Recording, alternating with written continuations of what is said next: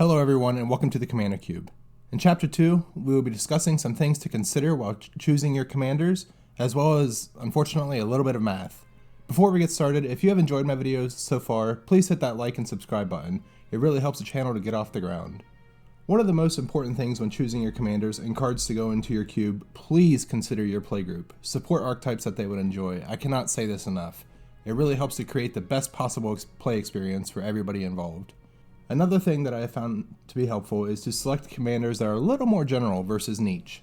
When a commander is so specialized that it makes it nearly impossible to draft for them unless you cater your cube to that, this will weaken the rest of the archetypes as well as the card pool for the archetype you are attempting to support. The example I have here is one of the new legendaries from Ikoria and Riku. Riku can be built several ways and perform well. However, to maximize your value out of a Luna, you want to be sure that you have a lot of mutate effects, and those just do not exist in a limited color selection. Another thing that you want to make sure you consider is that your pack answers for everything.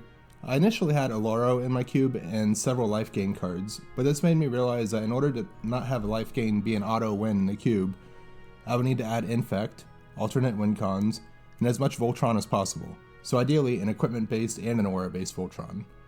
Not only would I have to add them, I would have to support all of these. This accounted for close to 100 cards of my 750 card cube, and that just was not worth it to me. Alright, when getting into colors of commanders, I came up with some math to support the need to have many 3+ color commanders.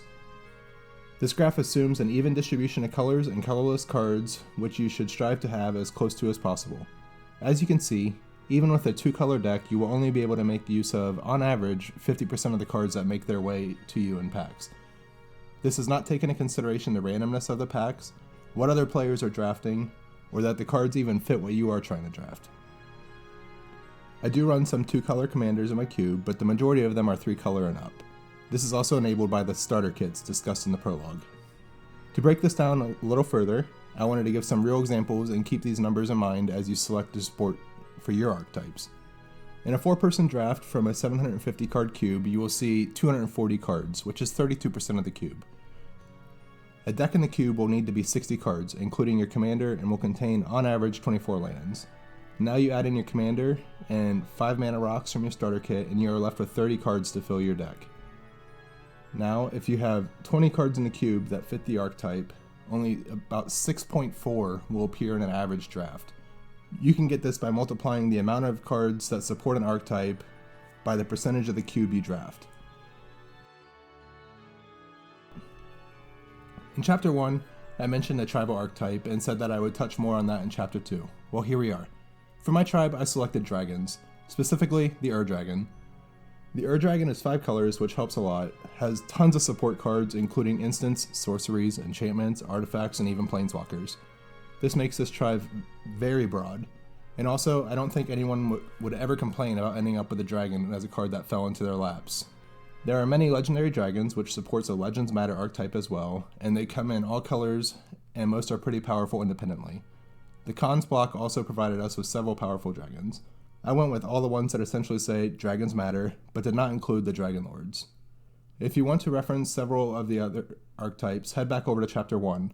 I will link to it at the end of this video as well as the prologue so you can check out the starter packs I was talking about. I highly recommend them, and if you take anything from my content at all, it should be to implement the starter kits.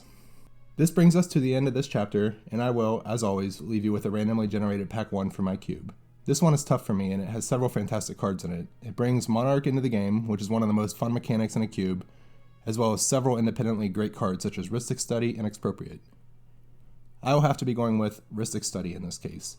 The high CMC of Expropriate is what scared me away from picking it first overall. Let me know in the comments below what you would have chosen. Also, if you could hit the like and subscribe buttons, it helps out a lot. Thank you so much for watching, and I look forward to hearing what your Pack 1 Pick 1 was.